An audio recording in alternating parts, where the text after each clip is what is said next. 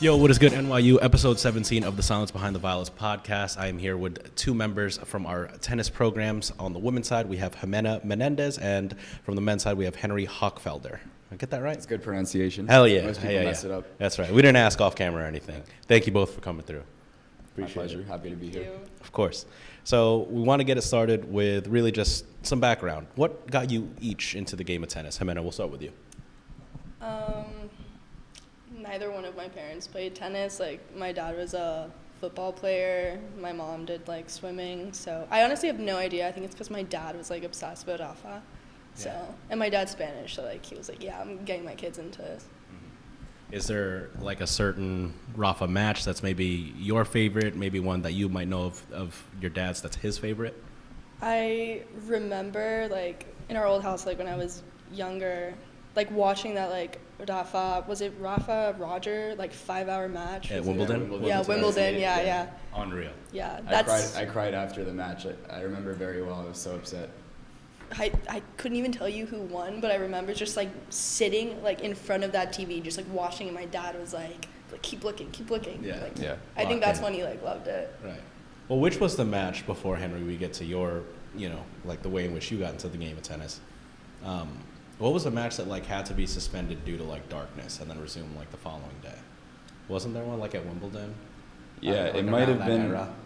Well, there was Isner? there was Yeah. Isner Mahut. I think it was 70-72 in the fifth set, 2 serve bots, and yeah, they had to. It was like how long was the match? Like over 10 hours or something. No idea what match this is, in all honesty. Yeah. Isner's a unit.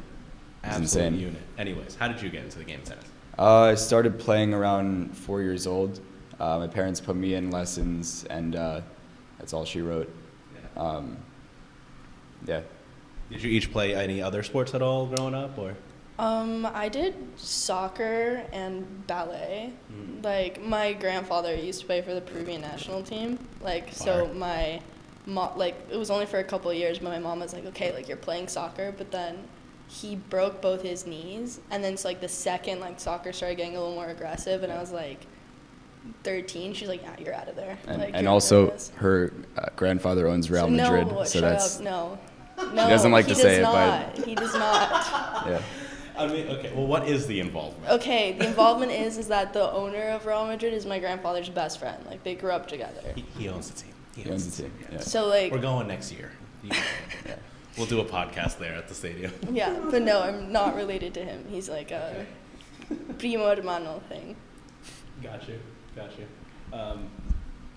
Okay, word. Let's actually talk a little U.S. Open because it'll segue into, like, your favorite players. So let's start U.S. Open. So you have the shirt. Yeah, man. Yeah. U.S. Open. You know, it was one of my favorite professional experiences because not only were you exposed to, like, the pro players, but then also pro athletes in general, because everyone wants to pop out to the Open, right? Like, I'm a big baseball guy, in addition to, like, really liking tennis and basketball, and, like, a bunch of the Yankees came through, and I was like, oh my god, like, I'm sitting in a suite with the New York Yankees, like, I was freaking out. But have you each been to the Open? I've been many times throughout the years. Yeah, because you're from the Upper East Side, right? Yeah, it's a good day. I love going to qualifying and first round, second round matches because you could just go around and get super close to the courts. It's a fun experience. It gets super hot though. Oh, it gets super hot. Yeah, it's such an event. Like, a lot of people think it's just a tennis that you just watch a couple matches. But, like, when you get that grounds pass or even, like, a stadium pass or stadium ticket, but then can go to the grounds courts. Like, do you remember the first time you went to the Open? I remember it very well. I went to see Federer versus, I think it was Dustin Brown in 2007 or 8. And I remember I was so excited. Federer he's my childhood hero. And I remember not being able to sleep the night before because I was so excited to go. I went with my dad. Yeah. And if I'm remembering correctly, it was such a good day. That's awesome, man. How about you? Have you been? I've been twice. My first time was my freshman year at NYU, so, like, 2 years ago. I grew up going to, like, Miami Open. Like, I was a ball girl for a year. I grew up going to that match. Like, my friend and I would, like, bike to, like, the stadium in Crandon, like, before they moved it. So, yeah. That's super cool. What is the ball person experience like? Like, it's a lot. I was, like, 11, so I was obviously like 11-year-old, I was doing like the little like junior tournament they were having, Yes. and I still thought it was super cool because like it was like the 17-year-olds playing. But honestly, I just remember like they gave me like a really cute like Lacoste outfit because like that's who sponsored the tournament, and like just like tossing balls. Like that's all I remember. Yeah. I mean, it's funny because I always get like, oh, like you look really young. Are you a student here? I work here full time. And I had an age reveal a few episodes ago. I was like, for those that don't know, I'm 27 years old, even though I look like I'm 19. That's And, pretty good. Good well, genetics. I was wearing this huge genetics. It's great. I'm wearing this jacket for the video watchers, and Henry was like, "Were you a ball kid?" And I was like, "I appreciate that I passed as a ball kid." Better times. Favorite players and why? So you mentioned Roger. Do you have others? Yeah, so of all time, Roger, and right now, Nick Kyrgios.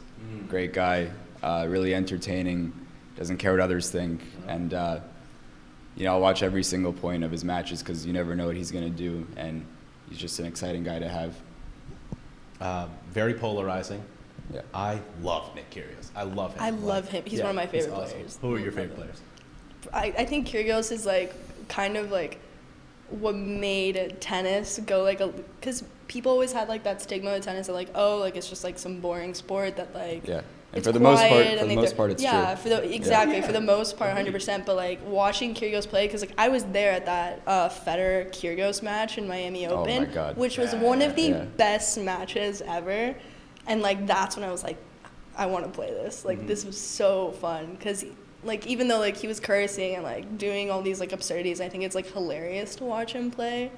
But like for the men's, I would say like Kyrgios is like what really like made it like fun for me. I love Nadal, like love him. And then like on the women's side, I would say like Rybakina. Like I love Really? Rybakina. What about her?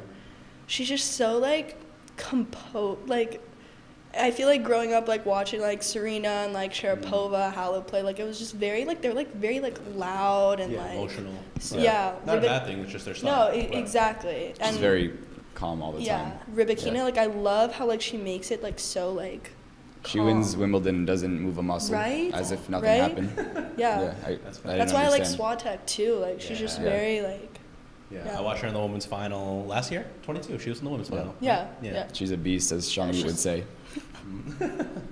Why Roger? Roger? Yeah. It looks like he's not even trying when he's playing. It looks so effortless. No one will ever play the game like he does. It's true. And he's just a great guy on and off court. Just such a good role model. You have any on-cloud sneakers at all? in I his do. honor? I'm not wearing them now, but Hime knows I usually wear them every day. Yeah. Do they look good, or are they like? I like them. Okay, weird. Yeah, I think like they 'em. look great. The runners Great and like shoes. the off-court shoe. Yeah. Yeah. No, they look good. He's great. Like I can talk about like my player operations experience. Like when he's in the locker room, it's funny. Like tennis is so funny in that regard because like yes, like you're playing one-on-one on the single side at these tournaments, but then you go back to like the same locker room. Yeah. And like there's a funny dynamic there because like I would be in the locker room during those tournaments and there is like such a fandom amongst guys that you're like competing against. What were you doing in the locker room? Pause. What was I doing in the locker room? I mean, a lot of the duties were like towels and like replenishing like a lot of like their shaving stuff. But I was all over that thing. Were there any weird Oh, habits well. any of these guys had that you saw? Yeah, I mean, Rafa, just as you would imagine, of being like very exact with his Yeah. stuff. I mean, you see it on the court, right? Of like having the water labels face the same exact way. Roger just tells like the best stories. Like he was once getting taped up, and he would just talk. He would just like cursing left and right. He was like, "Oh, like this was just such a terrible point and whatever." And she was so pissed, like just talking about a match she was watching earlier that day. So it's just cool. It's just cool to see, let their guard down a little bit. Nick is like he keeps to himself when it comes to like behind those scenes. Nick Kyrgios, where he'll just have his big Beats headphones on, a lot like Naomi Osaka, Yeah. where it's just like, hey, like I'm just to me. But one of my friends that he is a tennis instructor at the USTA. He's based out of the National Tennis Center. He and Nick are boys. Like every single time that the Open comes around, they go out to Times Square. They'll go out to the city and eat all the time. I'm like, word. Like I'm gonna send this clip that you guys are talking about him to. Maybe we'll get a share out of it. Do you have a favorite? What are some of your favorite like Roger Federer matches over the years? So 2007 Wimbledon, the year Mhm. before, the 5-setter he lost against Rafa. That was my first memory of watching Wimbledon. And then I saw him in an exhibition against Pete Sampras in 2008 at the Garden. I remember it was my birthday and I was sitting front row. And I'll always remember he came up to me and signed my hat. And Oh, I was yeah. starstruck. Tiger Woods was also sitting in our row, which was pretty cool. Mhm. Great Masters, by the way. Oh yeah. Tiger and Rafa are close friends. I remember because like we can't have like no phones out like when it comes to like when people come through the office and stuff during those times. And like Tiger would come to Rafa before a match whenever he was there. And it's funny, like there's a picture if I scroll way back in my memories from like 2019 where they took a photo in front of my desk and I'm like, that's my water bottle. like my closest claim to fame that there is. How about you? What are some of your favorite like Rafa matches in particular? And even like Nick Kyrgios as well. And I know you mentioned some on the women's side. Kyrgios, additionally. like every time, like, because for some reason I like a lot of my friends like have outside of tennis like have no idea like tennis like in general, know nothing. So like I always show them the water bottle clip of like Kyrgios. Yeah, that one's good. Like it's so funny. Oh my gosh, Nadal. I honestly, any match he played against Djokovic, I was like starstruck. Like I loved watching both them play because like I thought they played so different. Yeah. Especially like coming from the like I feel like I grew up mostly watching women's matches and like it wasn't until like I started like playing like more competitive like juniors that I was like, wait a second, like these guys play pretty insane. And so I like started watching like the ATP tournaments and like I can't like not watch them anymore. Like I love it. Like even watching Alcaraz play now, like it's insane to me that he's like my age. So young. It's Yeah. crazy. Even watching Sinner, I'm like, how is this possible? Yeah, the fact that he's already won, Alcaraz has already won a slam. Yeah, It's that's crazy. like, come on. So crazy. I have a favorite Kyrgios match, and it's the one he played against Tsitsipas this past Wimbledon. Yeah. And Oh my he's gosh. chirping him the whole time. It was, Yeah. it was honestly one of the funniest matches ever. I remember it was right after I had ACL surgery, and I watched every single point, and it was just so funny to see Tsitsipas break down that way and act like a kid. No, I mean, Kyrgios is no angel, but Yeah. true. But the Tsitsipas. dynamic to shift there and see it in that match firsthand, No, hilarious. the U.S. Open, like the one that just happened, I watched the Medvedev-Kyrgios match, and like the chirping that was going on, it was insane. Medvedev was like giving faces, like talking stuff to him. Kyrgios was like getting pissed, like yelling at his like team. I was like, what is going on here? Because I would always watch on TV. I'd never like really seen it in person except for like the Kyrgios Federer match, like when I was younger. But like now I like really understood what was going on. I was like, oh my god. At what point did Kyrgios get eliminated this past Open? And he didn't have to retire due to injury, did he? he lost to Kashanov in 5. Yeah. I know he was into the second week, but like what point was that? Do you remember? Round of 16 maybe? I don't remember. It might have been. He went well along. Yeah. Do you each have a favorite slam? I honestly really like the Australian. Mm. I think Wimbledon's like great. I love coming to like the US Open, but like I have no idea why. Like I always just like Australian is like the tournament that like I watch from like beginning to end. Yeah. It's the first of the year. Yeah. Yeah. People are perceived to be fresh, right? I mean, it's all in theory. How about you? I'd say, well, if there was one that I were to win, hypothetically, I'd say Wimbledon, just because of the history and the center court, and it's, it's very, very famous, and it's just it reminds me of tennis history. Yeah. No, definitely. Surface, you guys have you guys played on different surfaces at all, or? Played on grass a few times in Forest Hills, Westside Tennis Club. Yeah. How about you? My favorite is hard court for sure. Like in Miami, like that's usually what we like have to play on. But like playing in South Florida, most of the tournaments were on clay because they were like in the Boca area. All the like, dirt rats. Oh my god, Boca Most was like torturous tennis. always ever. like clay courts. Some of them were so bad that like you would come off the court and like you would have like clay dust like all the way up Caked. to like your knees. It was insane. But no, my favorite for sure is hard court. Yeah, Yeah. me too. Have you played on Hardcore. clay? Yeah, I played on So clay you a played bunch. on all of them? Yeah. What do you feel like you each have had like the longest rallies on though? Clay. Yeah. Yeah, Long song, yeah. right? Yeah. Because the ball's a lot slower on clay. Yeah, because hardcore like that. Yeah, it's fast, but Takes like off on I you. love it. Right. Like Yeah. Okay.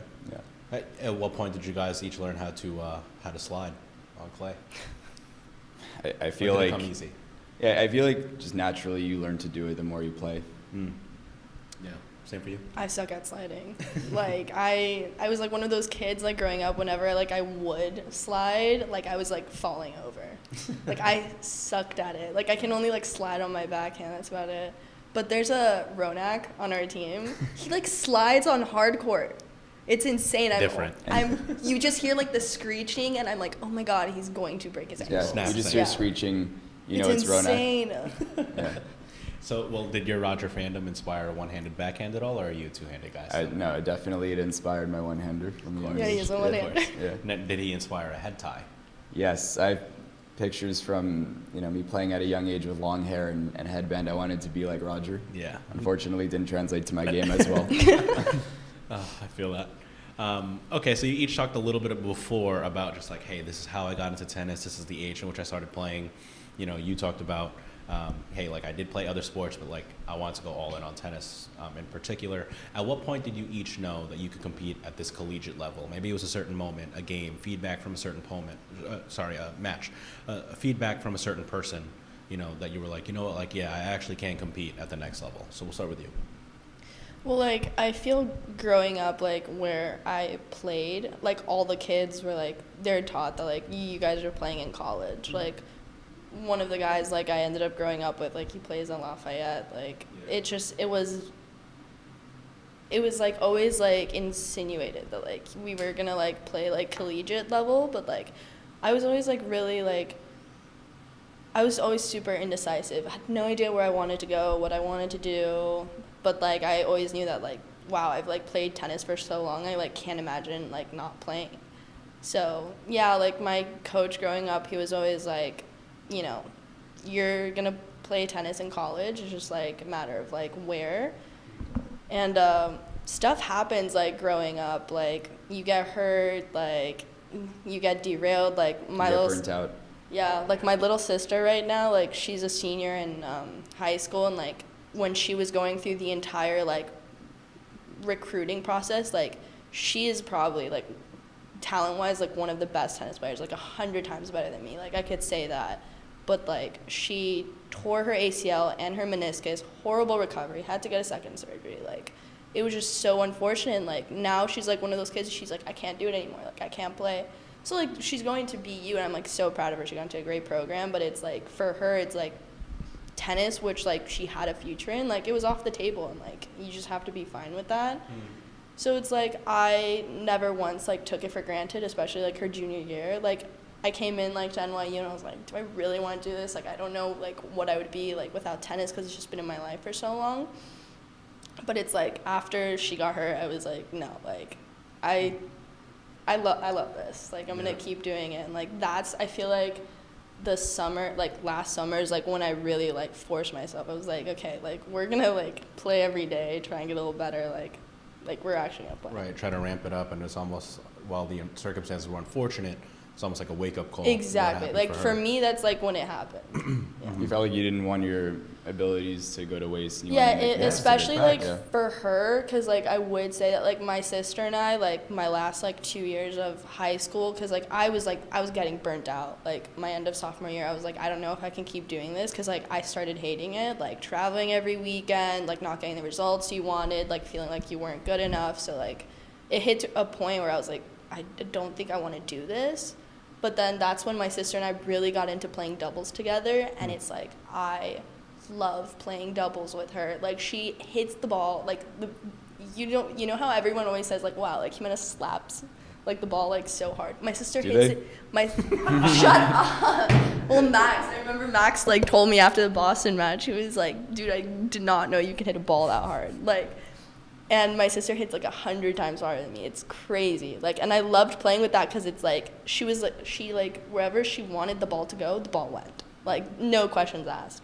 I'm sure the chemistry, additionally. 100. was there. Obviously, like, playing with your sibling, like, when you're losing is not ideal. Like, she would, like she would Oh, get it really sucks nervous. when you lose to your She would sibling. get super nervous and like tap the ball over, and a girl would like slam the ball straight at me, and I'm at the net, and she'd be like, Jimena, like you suck. Like how are you doing that? Like be better. And I was like, what do you want? But we ended up doing really good in doubles, and then so like I started getting like a love again for the game because like I had so much fun playing with her, like especially when we were winning. So. Yeah. So coming up for you though, you said that it was pretty much an expectation playing at the collegiate level. Yeah. Obviously, there's like, and we're definitely going to talk about burnout because you each have mentioned it, and like I think it's a great talking point.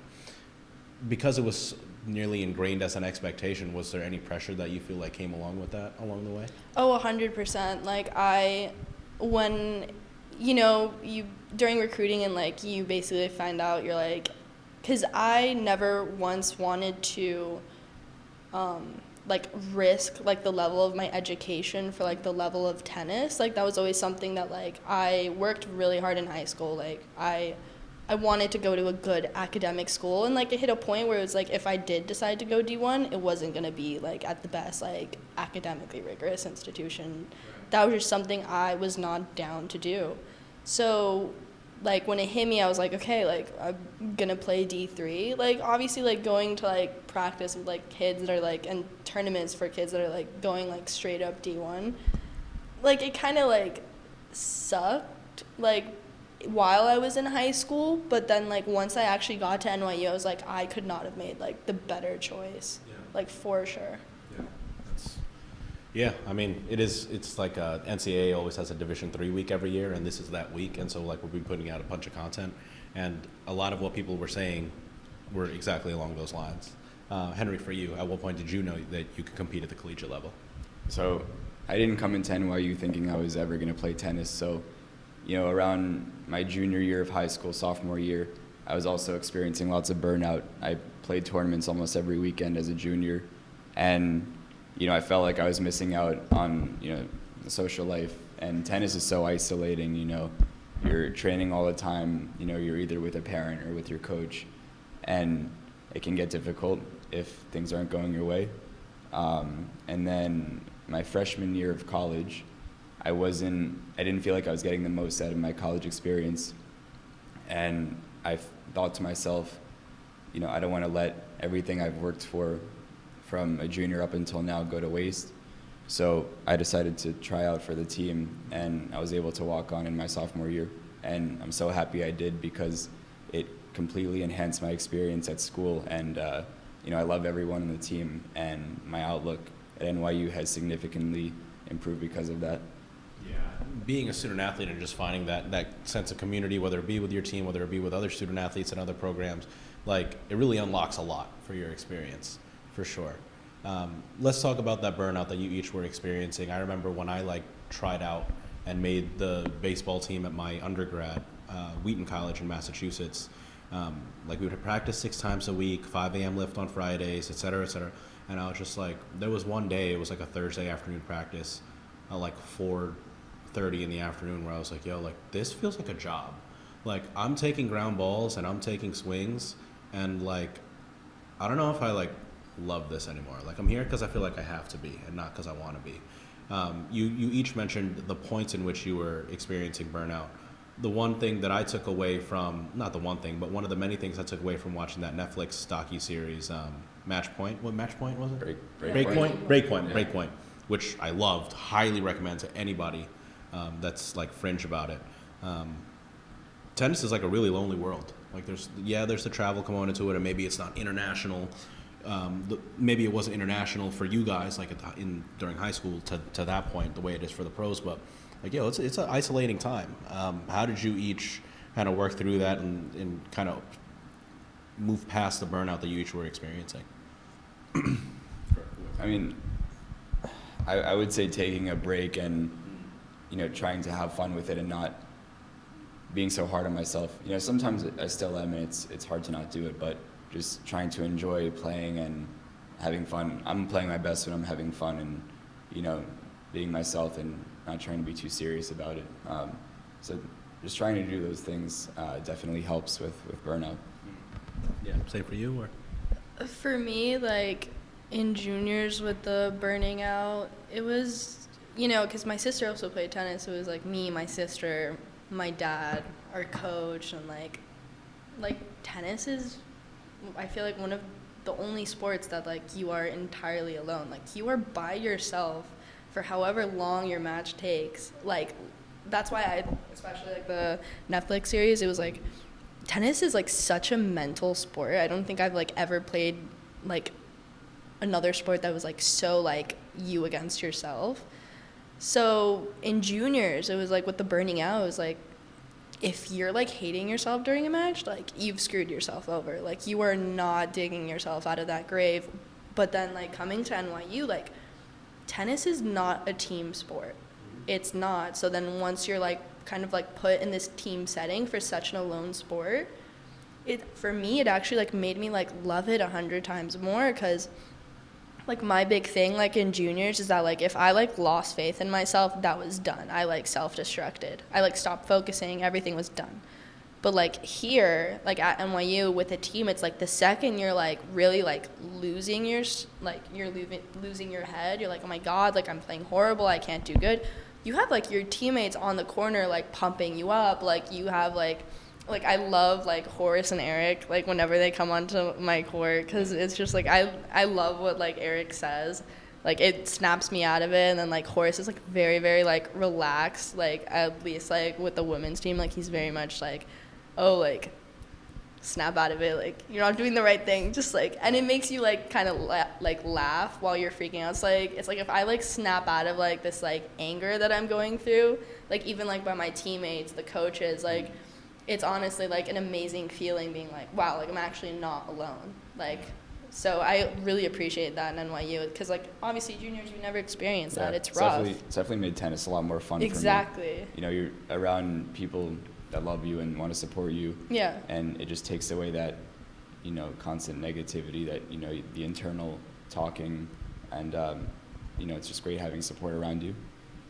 Yeah, I mean, the sport can give so much, but it also can take so much. I think you each have really experienced that, like, you know, prior to college, but then I think it's kind of giving a little bit more than it's taking, hopefully. Yeah. I hope so. Athletically, can you each recall, Henry, I'll start with you, a welcome to college moment? So maybe it was a moment on court during a practice, during a match, maybe it was even just a preseason workout where you're like, oh, damn, I'm here for real. I remember my first walk-on practice in the fall of my sophomore year. We were playing in Randall's Island, and I played there a lot growing up, and I was very happy to be playing with everyone, and I also started cramping towards the end, which was a little embarrassing given it was the first practice.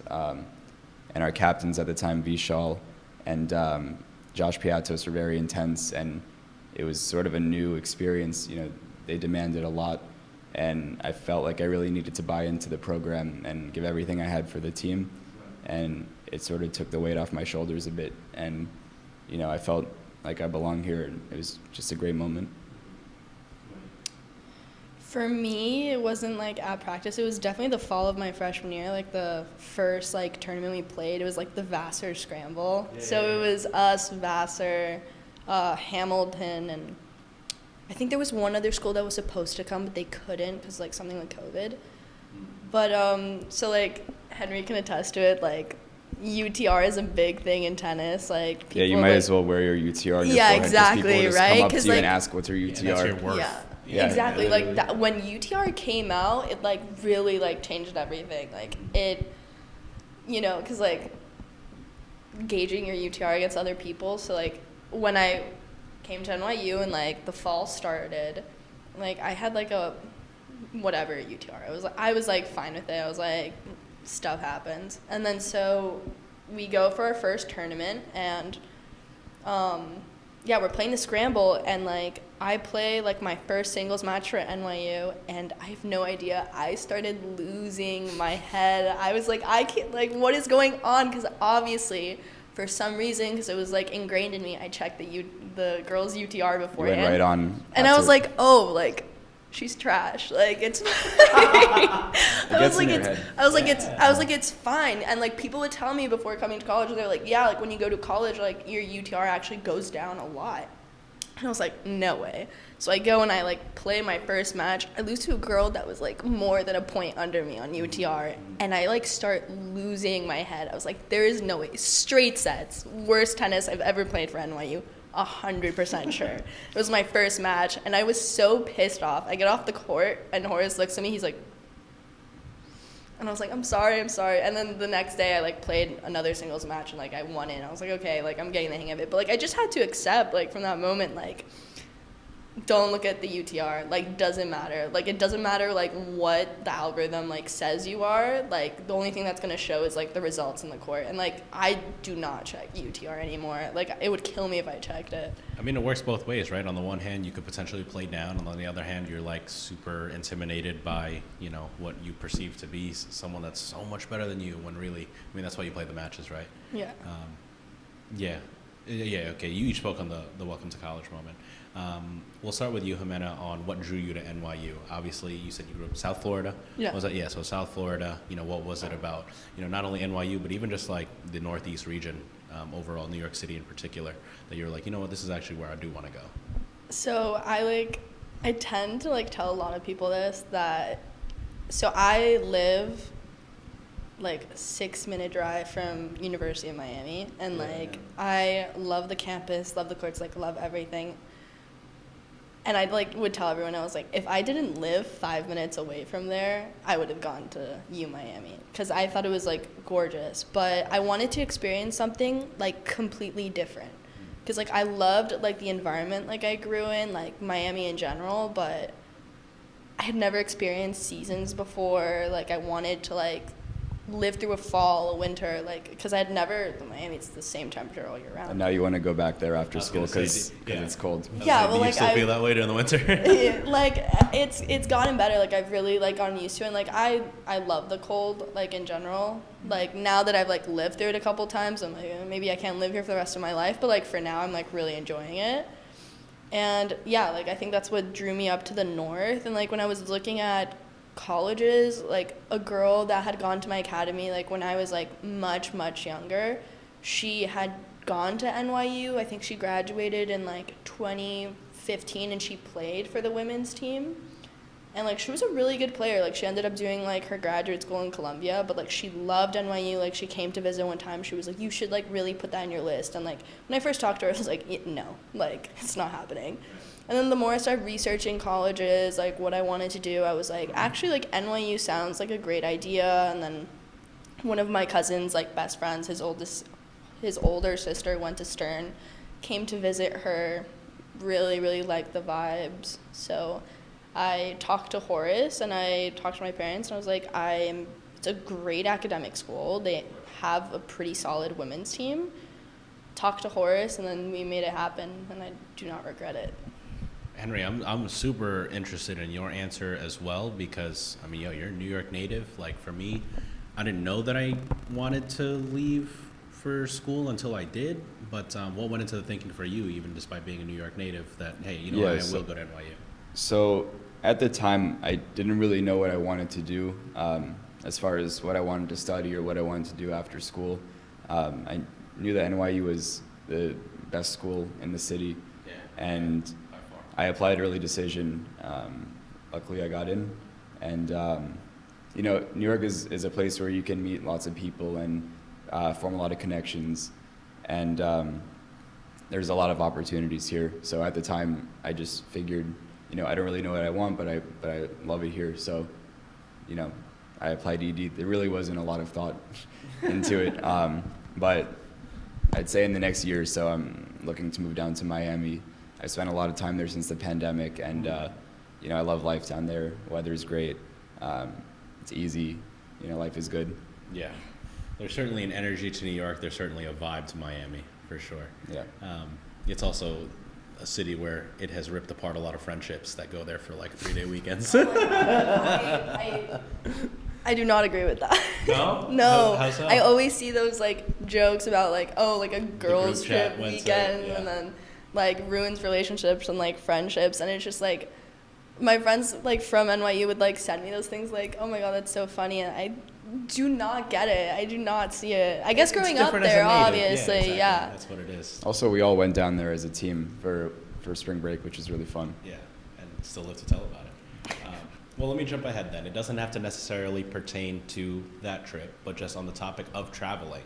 Travel stories. Do you each have one that comes to mind where it's like, yo, like that was... I definitely have one that comes to mind, and I won't name the teammate, but one of our guys was pants in an ice cream shop in UAA's, which was really funny. We got it on video. Okay. Well, you could probably guess who it was. Yeah. What was the situation? Like he had his back turned to the cash register? I just said, hey Ronat, go in pants. go get him. We're just a bunch of goofballs, you know? Yeah. How about you, Jimena?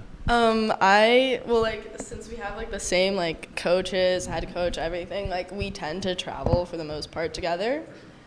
And so I think it's like really fun just like having like the women's and men's team, because like we practice together, we go travel together, so like we all know each other like really well.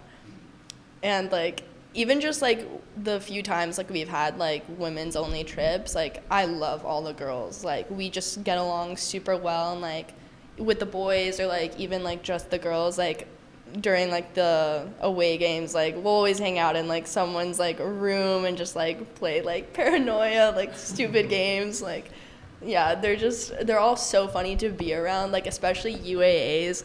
So last year we were playing Brandeis, and like their men's team was like being like pretty like rude to our number one at the time, and like she was going through it. So our boys decided to just like start like chirping at them like so bad. We made a scene at UAA's. It was so funny. They started singing songs. Yeah, they're like, whenever the boys always have these like random songs they start singing. To Carol, you guys started singing. It was like hilarious. So funny. We need to mic up you guys for... Oh my gosh. That'd be funny. Yeah, That'd be hilarious. Let's do that. We've been meaning to get video content in particular of each of your teams for the end of the year athletic ceremony.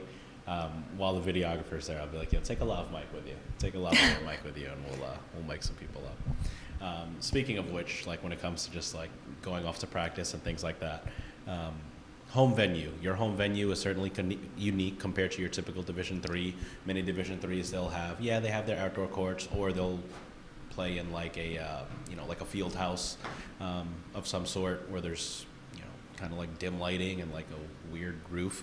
Yeah. But that's that's a typical scene. Like I said, there's definitely a uniqueness to it playing at Stadium Tennis Center. How have you each embraced? Definitely very unique. Yeah, how have you embraced that? I've played there since maybe 12 years old, and the owners, Warren and Joel, have not improved the heating ever since then, and I've been a very vocal guy against the heating system and the courts. The lighting is not great. Right. Heating in which way? Like in the winter, it's I'm playing in lawns. Yeah, you might as well be outside. Courts are okay, very fast, but yeah. For me, the courts, like, the faster the better. Like, I love it. Like, I had never played indoors prior to NYU, and then, like, once we started hitting, I was like, yeah, I can get behind this. But the courts-wise, like Henry said, during the winter, it is, like, colder in the bubble than it is outside. Like, I have gone an entire practice, like, wearing, like, 2 layers and, like, pants over my shorts, like... But why do the girls always get to hit in the front where it's warmer? We always flip them. No. We always flip them. I feel like most of the time the girls get the front. No, we always flip them. It's pretty convenient. Yeah. No, like some days like we'll have like the girls in the front because that's like where the heating's best. The back court's horrible, and I love how the back courts is where we always have matches. It's a good 15 degrees colder in the back. It's crazy. Yeah. I love how the back courts are the courts we always have our matches on, which is kind of funny though, because like we're used to it, but then like we'll have like the opposing teams come in and they're just like, what is going on? Yeah. No, it does give us an advantage. No, it's actually like really funny, but I would say like whenever I like talk to someone new like in NYU and like I mention like, oh, I'm on the team, and they're like, oh, like how's practice, like whatever. Whenever we tell them our practice times, like where practice is, they're like, are you kidding me? Like, even I've, like, talked to some of the trainers here. They're like, I applaud you guys, like, for doing it. Because, like, lately, the bus has been, like, taking longer on the way back home. So, like, I haven't been getting home for the past, like, 2 weeks until, like, 11:45 at night. If I get to sleep before 2, then Right? that's really I good. always go to bed at, like, 2. And that's not, like, I made my schedule that, like, I have most of my classes on, like, the same 2 days.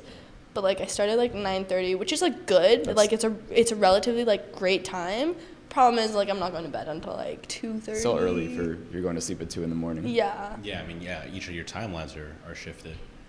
I was just gonna say, at least there's no traffic, but damn, I mean. No, yeah, there's been traffic keep it lately. moving, It's right? been Yeah. insane, and that's not like for like practice. Like when it comes to tennis, like we have lift at 6:30, and then so like lift will be like like for an hour we'll have like half an hour to like eat something, get like a snack before practice, and then we have to be on the bus at like 8:10 to get to start practice at 9 in the Bronx, and then 9 to 11, and then another like 45 minutes to get home. Mhm.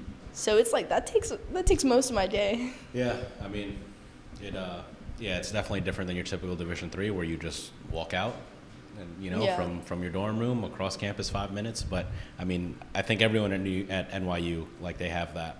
How many kind of basketball experience. courts do they have in this new building? I mean, there's gonna be a main court. Oh, Yeah. I mean, they couldn't build a few tennis courts for us. Hey, man, Oh my with the amount of tennis that we've all been talking, if it were up to me, I would have held you guys down. Yeah.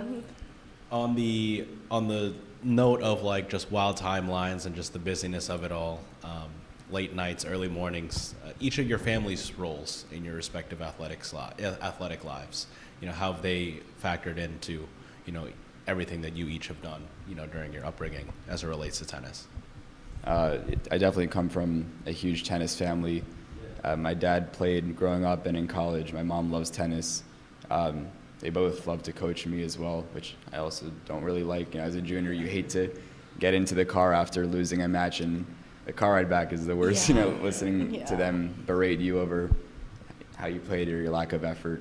But I appreciate everything they did to help me become a good player. They're great. They're super supportive, and my dad comes to a lot of matches. He's like the team dad. Them car rides, man. Yeah. Any sport.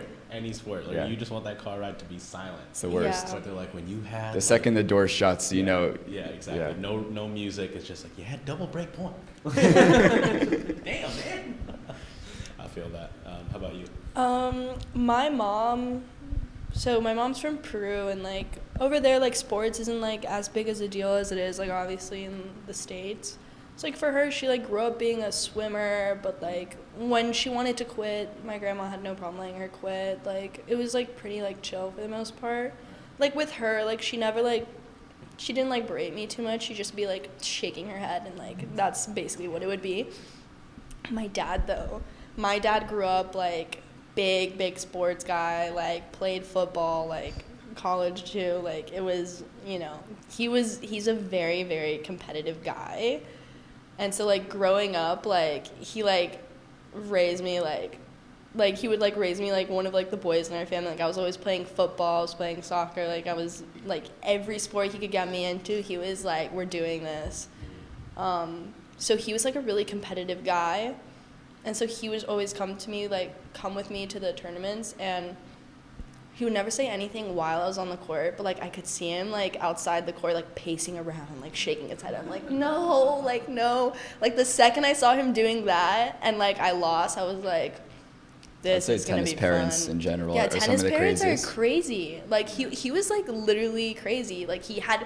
So I don't know about you, but like for junior tournaments, I always hated being that little kid with the cooler. Like Walking the out kids with that the would cooler? come with Yeah. the cooler, I refused to. I would put all like my Gatorade, my water, my towel, I'd put it all in my bag. I would carry this heavy ass bag because I did not want to take the cooler, and my dad would drag the cooler. Yeah. My dad would be like, take it. I was like, no, I'm not taking it. So I'm getting onto the court, he's already pissed off at me because I didn't want to take the cooler. So we would get into the car, and like he would like give me his own like criticisms, and like if I ever like talked back, I was like, well, you never played tennis. That was it. That's when I was like, dead.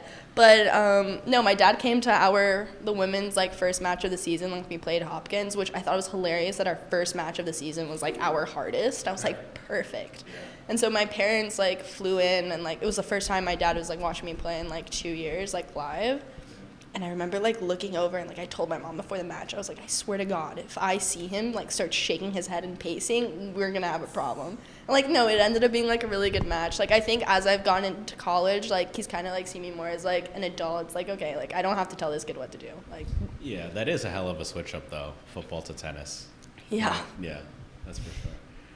It's funny because for me, like both my parents are Filipino, and I'm first generation born in New York / the U.S. And so like when my dad would pick me up from baseball games, or when we would leave after baseball games, he wouldn't have any feedback because like he doesn't have the background that your family did, or like the sport background that your dad did. So he'd be like, oh, you tried your best. And I'm like, yeah, thanks. Like, That's great. Nice, That's though. great. Yeah. No, it was kind of nice. Maybe I took that for granted. By the way, there's in the juniors, you probably know, crazy parents who would be making calls for their kids. Yeah. And the cheating at, Honestly, I remember Eastern boys 12s, boys 14s. You just had kids crying, parents screaming at you from the court. I'd say the Russians and the Serbians were the worst. Honestly, Yeah. no. Honestly, like juniors is like a completely other beast. I was like scared to like play college tennis. I was like, I swear, like if this is anything like juniors, I'm gonna hate it. And it's like there's some aspects that like are similar. Obviously, it's the same sport, but like nothing like juniors. Like juniors, I was like relatively like you could never tell if I was winning or losing. I was just like very calm until like I no longer was.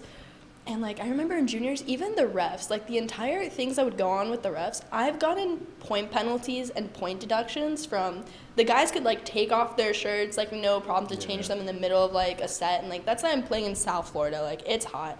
My shirt would get too sweaty, I would take it off, point penalty.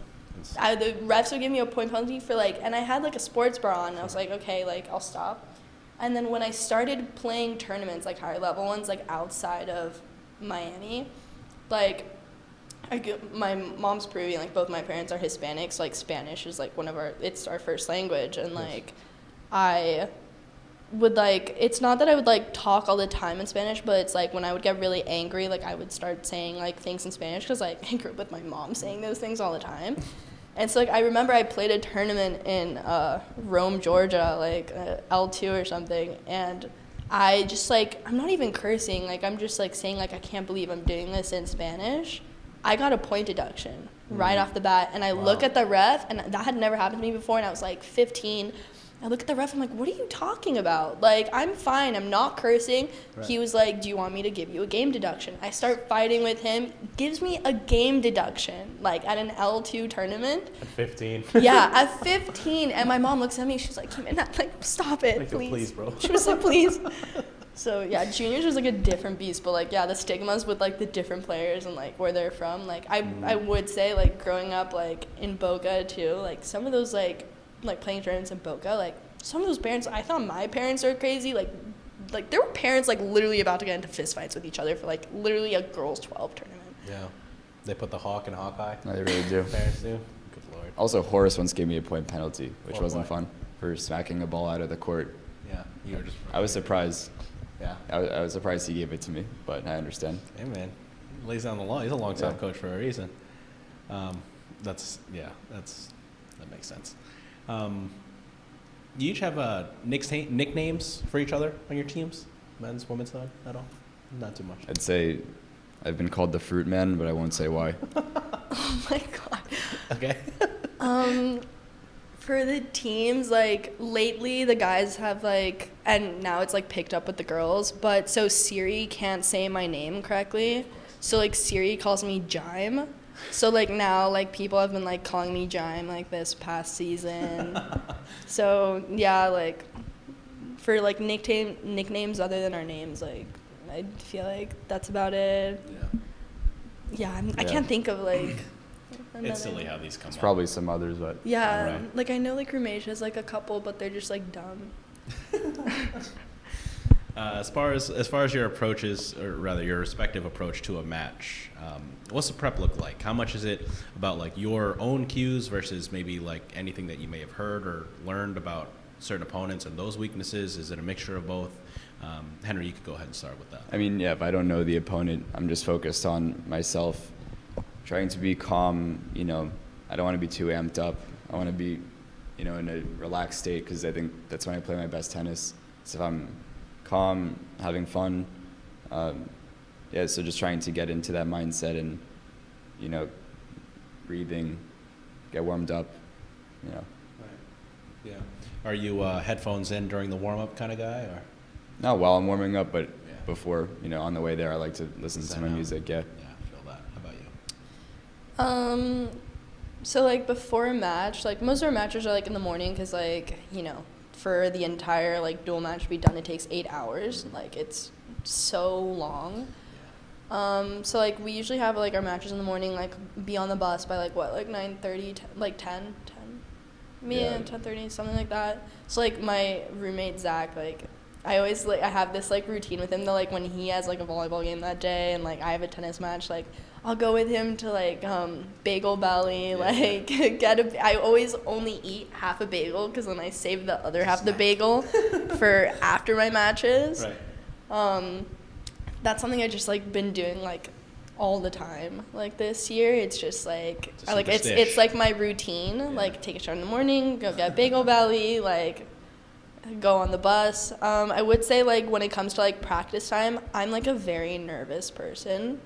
Also, I just like get like very anxious. Like I remember our Hopkins match, I was like shaking. Like Zach and like a couple of my friends like came to watch my game, and he was like, "Jimena, like calm down." Like I was like shaking.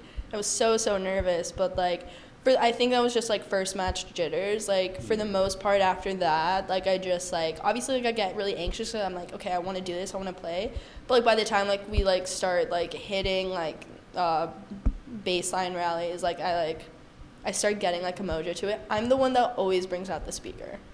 Like for the women's team, like Love the team speaker. like I always Need bring, the because I team have speaker. I have the like the big one that like wraps around you, like I forgot what it's called, a JBL I was think. gonna say Yeah, JBL, the yeah. JBL one. It's not a pill, but it's like the big bottle. Yeah, like the big Yeah. one, and like I bring it to like every match, and like we created like our little like Spotify playlist now that Okay. everyone's at music too. But it's so funny because like we all have like different tastes. So like a lot of the girls like country music, and like put that like on our like warm up. Who likes country music?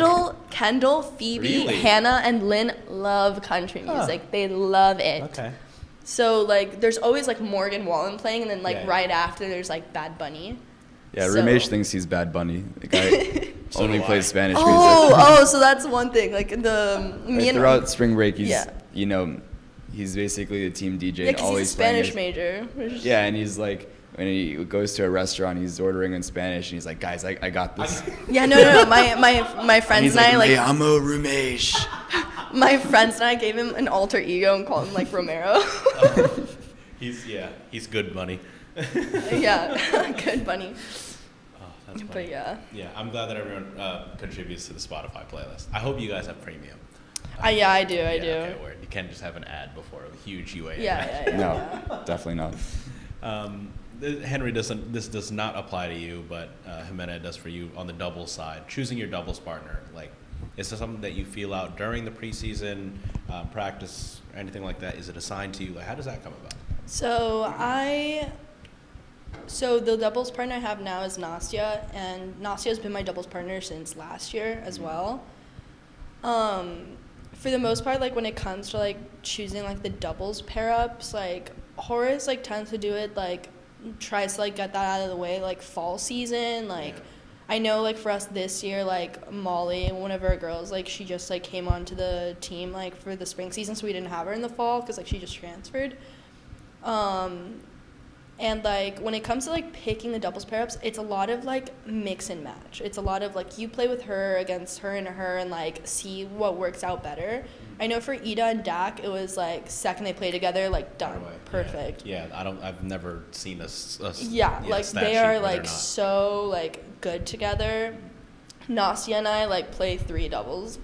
And Nastya and I was like, Nastya plays so much like my little sister, and like I told Nastya that I was like I feel like I know what you're gonna do because like you remind me of how much my sister plays. She was like, oh, that's so cute, but like yeah, it just like for us at least, like like, I feel like I know what she's gonna do, and for the most part, I think she knows like what I'm gonna do too. Like, obviously, like sometimes you're like, oh, surprise, but like Nasia's like a beast at the net. Like, and she like during warm up like warms up her lobs, so it's like everyone laughs. They're like, yeah, like Nasia lobs amazing, but like for the doubles 2 section, like I feel like even now they're like still trying to like figure it out. I feel like it might be solidified now, like to like Karina and Molly. But like there was like a point where it was like Karina and Molly, and then it was like Karina and Audie, or like Audie and Molly. Like between those 3, I think they're just like trying to decide like the best like pair up. But it's a lot of like mix and match, like see what works, see what doesn't. Yeah, definitely the feeling out process. Very interesting, because I mean, I don't think anyone's ever really thought about how that comes together, much less asked about it. So cool to learn about. We definitely got a really good idea of the team culture. But if you, with this prompt, Henry, want to speak a little bit more about exactly what that is.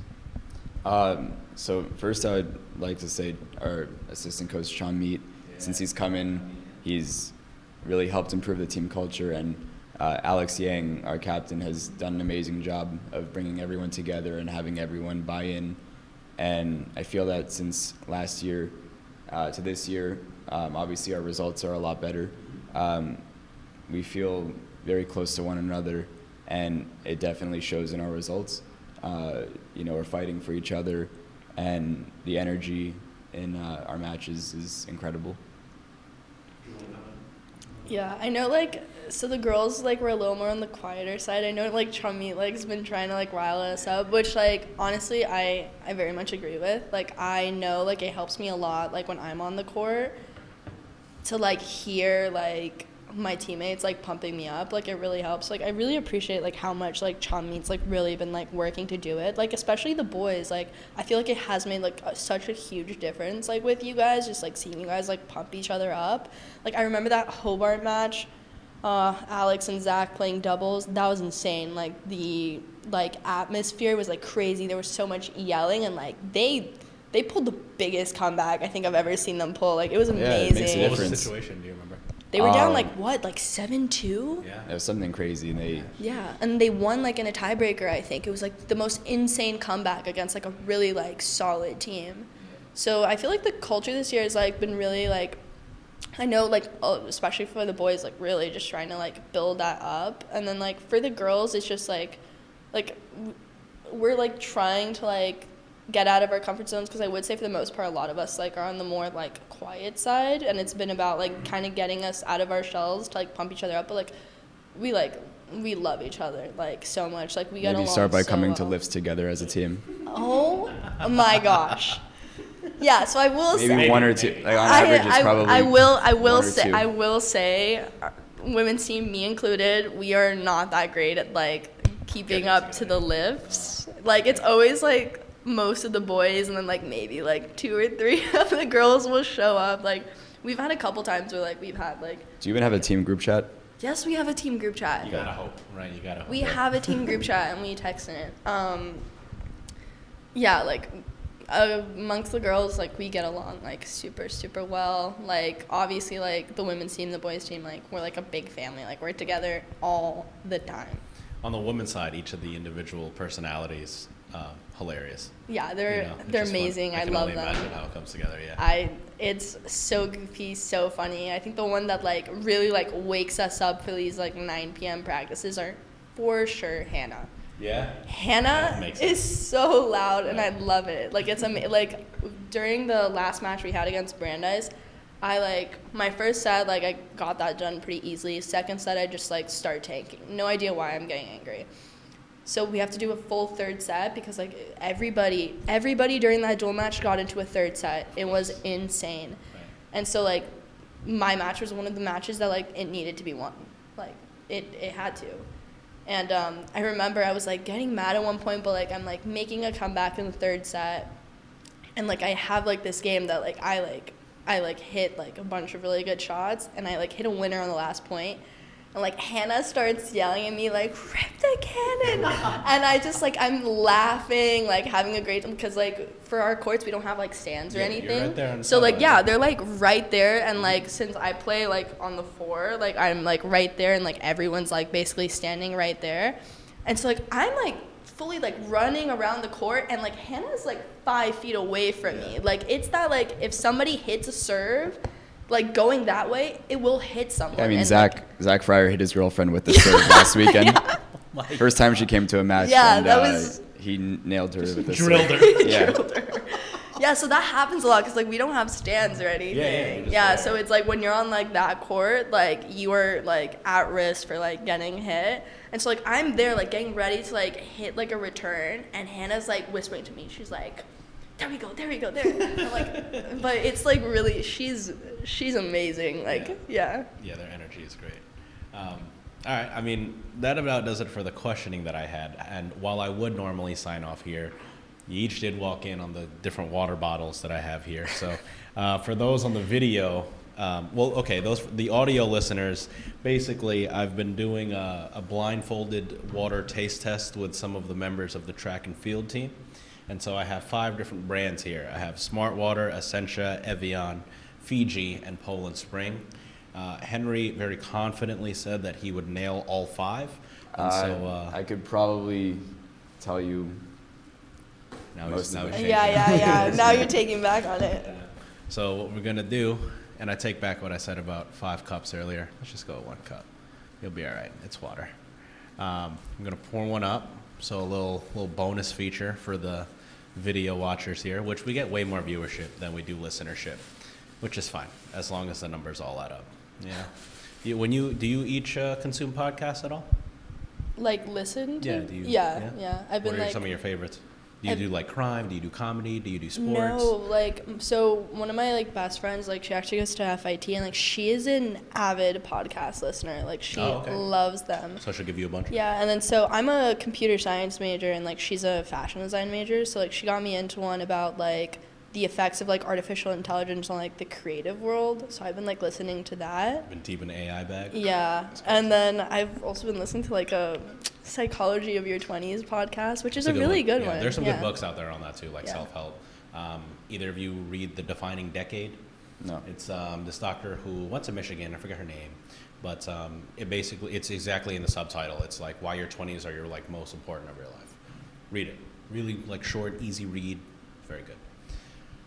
You are familiar with the head tie? Yeah. Roger gave me this. You did? Yeah, at the Open.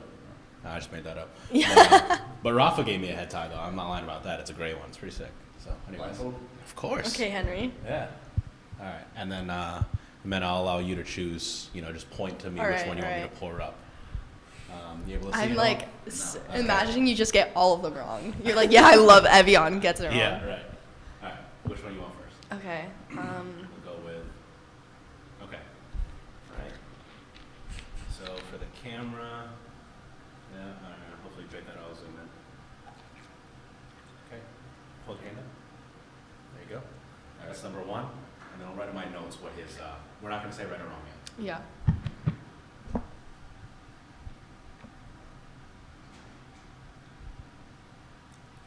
What's it tasting like? All right. I think it's Poland Spring. Okay. So I'm gonna write down what it actually is versus your guess. So, you said that this first one, your guess is. Wait a sec. Wait, is he? What are you thinking, Henry? Mm-hmm. What's the palette? What's the composition? Tastes like No, microplastic. that's Smart Water. Okay, is that your final answer? Yeah. Okay, so number 1, you're gonna go with Smart Water. Is that right? Yeah. Okay. Thank you. Finish that. We're gonna go all the same cup. Okay. Give me 1 moment. I'll write it in my notes here. Here, Jimena. Help the boy out. I will. Thank you. All right. So you see what I'm doing here? Like, guess. Yeah. All right, cool. Yeah. You done with that? Yeah. I'll take that. All right. So that's number 1. Say. Yeah, keep that on. it's Yeah. falling down. Yeah. You good? Number 1. All right. Number 2.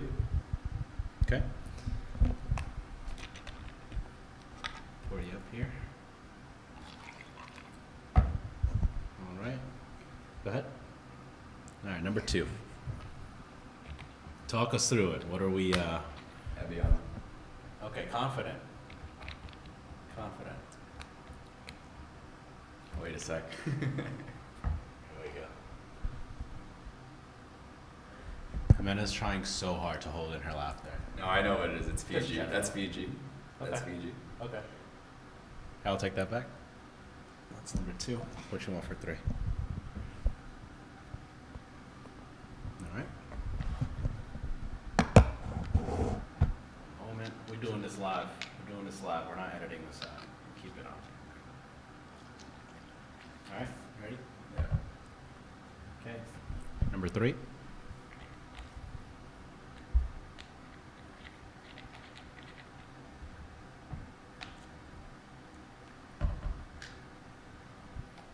Smooth. Electrolytes. Creaky. What do we think? Essentia. Okay, final. All right, you finish that? Yeah, I think so. That's number 3. What you want us for? Gotcha. There's 5. There's 5. Correct. Yeah. So this is number 4. Here you go. Number 4.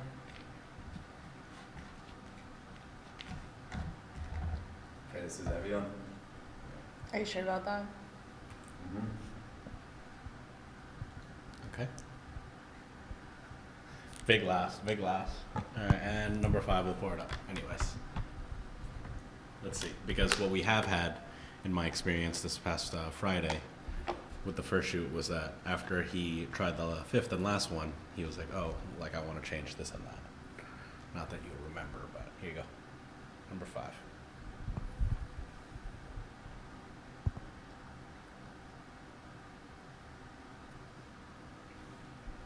Poland Spring. I'm ready. I'll take that. All right. You can unblindfold. What do we get? So, Henry, like, what do you think you I mean, got? honestly after that, I'm not very confident. Not confident. No. Like, how many do you think you got wrong? Do you think you got all of them wrong, none of them wrong? I think maybe I'd hope to get 2 correct. Okay. He's talking crazy when he came in. The only 2 that you got wrong that you actually switched up for each other was Essentia and Smart Water. Yeah, very similar. So what do you get? 3, right? Yeah, he You got got 3 3 out of 5. right. That's 3 the out of best 5. score. That's That's honestly That's that's great. really good. Yeah. That's really That good. is That's very super good. good. The scores thus far were 0 and 2. 0 and 2. Are you serious? Very good. Yeah. So yeah. I would have gone 0. So would you say, Yeah. compared to the average population, I'm probably one of the better water tasters? You're well versed in your hydration Yeah. tactics. Yeah. I take it very seriously. I would hope so. That's why I choose Evian usually as my water. Yeah, it's a cold take. I'm gonna say it's a I cold mean, take. it's a better water than Poland Would Spring. you agree or? I need to start drinking water more. Yeah. I really suck at Yeah. it. I do not drink water. I literally only drink water when we like go to stadium to like practice. And then Horace told us last practice that they actually don't wash the water containers. It's So horrible. now It's I like gross. refuse to drink out of them. Uh huh. So Do you have a bottle of your own? I Gotta have invest. I have a Brita at home. I just always like forget to like fill up my water bottle with my Brita. Just carry the Brita around. I should. I really should. I heard that those types of water bottles have so much bacteria in them. Who knows? Like whatever. It's water. Just vibes. Like Water's important. if water kills is. me, then like Whatever. yeah, whatever. Henry, Jimena, you guys have anything for me at all? How'd you do in the water? Oh, I haven't tried it You yet. haven't tried? I haven't tried it yet. Although all I do know is that, you came in and you were like, "I'm confident I can get all 5." And while it was You know off what? the Like record, you were wasn't. close, honestly. Like there It was was close. there was a moment where you were about to like mess up with the Fiji, and I was like, we got him. You thought I was gonna mess up the Fiji, You literally said it was something else. and then I switched You it back. switched it. Yeah, you thought it was like Poland, I think. It was Evian that he was very confident about. Oh yeah. So I got the Evian right away. I would hope. No, you So- didn't. No, you didn't. No? Did I not get the? Did I not No, get you the have to Evian? watch it back. You like drank the Fiji, and you were like, "That's Evian." Okay. And then like at the last like sip you took, you were like, "Wait a second, like Yeah. no, yeah, you Right, caught yourself." but I figured it out. You figured it Okay. out. Yeah. Pretty good. That's all that matters. All right. Before we sign off, anything else that you wanted to add? It's been a pleasure. Yeah, this has been really fun. I really I wanted hope to so. do this. Okay, good. I'm glad that you were selected by Horace. I always trust his judgment and coach's judgment in general when it comes to who should be coming on these things. What was this episode? Let me just check. I think it was 17. All right, so y'all just listened to Silence Behind the Violence podcast, episode number 17. Keep it locked to NYU Athletics on social. Go NYUathletics.com across the board. New episode every Monday. I didn't drop